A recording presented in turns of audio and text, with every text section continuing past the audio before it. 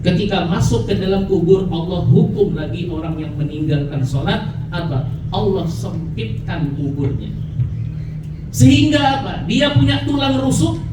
Antara yang satu dengan yang lain ini saling berselisih.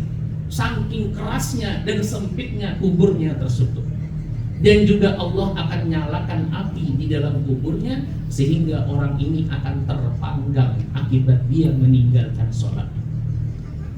Pernah terjadi di dalam kitab Irsyadul Ibad dan di dalam kitab-kitab yang lainnya disebutkan, ada seorang perempuan yang meninggal dunia. Ketika dia meninggal dunia, seperti biasa dilaksanakanlah fardu kifayah, dimandikan, dikafatkan, disolatkan, lalu diantarkan ke pekuburan. Kebetulan saat itu saudaranya yang laki-laki juga ikut.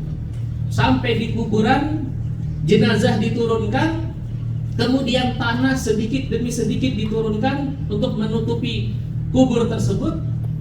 Tanpa dia sadari, si saudara laki-laki ini, dompet atau kantongannya ini yang berisikan uang jatuh ke dalam lubang kubur tersebut, sehingga tertutup rata dengan tanah.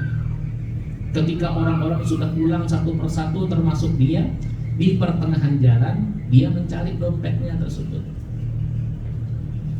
Dia sadar, rupanya ketika dia menurunkan jenazah saudarinya yang perempuan itu, dompetnya terjatuh dan terkubur di dalam situ.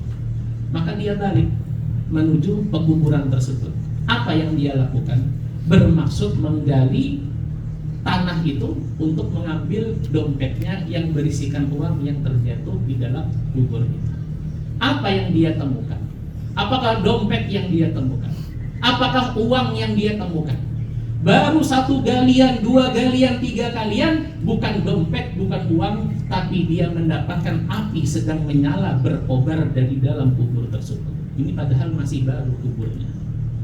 Maka dengan wajah yang pucat, badannya yang bergetar, dan dia ketakutan, langsung cepat-cepat dia tutup tanah itu, dia pulang ke rumahnya untuk menemui ibunya. Ketika berjumpa dengan sang ibu, dia bertanya, "Wahai ibu, apa gerangan yang sudah dilakukan oleh saudariku ini?" Ibunya bingung. "Kenapa engkau bertanya dengan pertanyaan seperti itu? Dan kenapa engkau menangis? Kenapa wajahmu pucat ketakutan? Kenapa badanmu bergetar?"